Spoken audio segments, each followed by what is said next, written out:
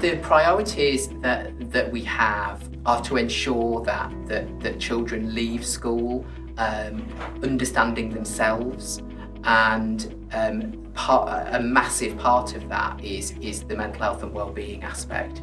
You know, understanding yourself takes an awful lot of self-regulation, but it also takes a lot of hard work, and it also has to be a language that you need to give the children.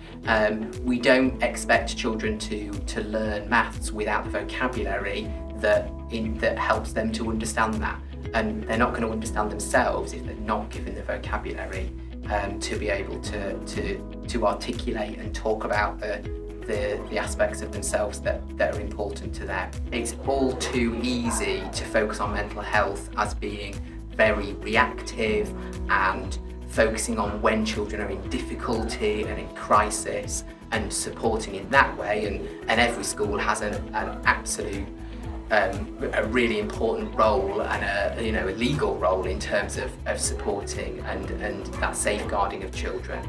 But if you're going to help them to take on the opportunities, then you need to give them the skills and the strength to be able to identify and take those opportunities. If you've identified it as an area for your school that you need to work on, then it needs to be part of that intent, you know, that this will feature in everything we do.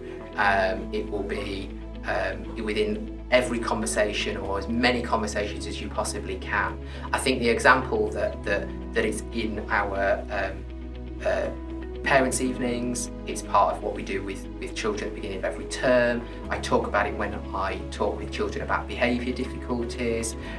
We instill it into the teacher's performance management.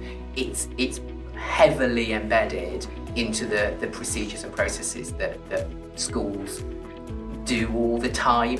And I think if you're going to embed something, you don't want it as an add-on. You need it to be integrated into the things that you do all the time. I think it's ignore it at your peril, really. Ignore it at your peril, because if you're not engaging in conversations within your school looking at mental health and well-being, then you're not going to get the learning outcomes for all children.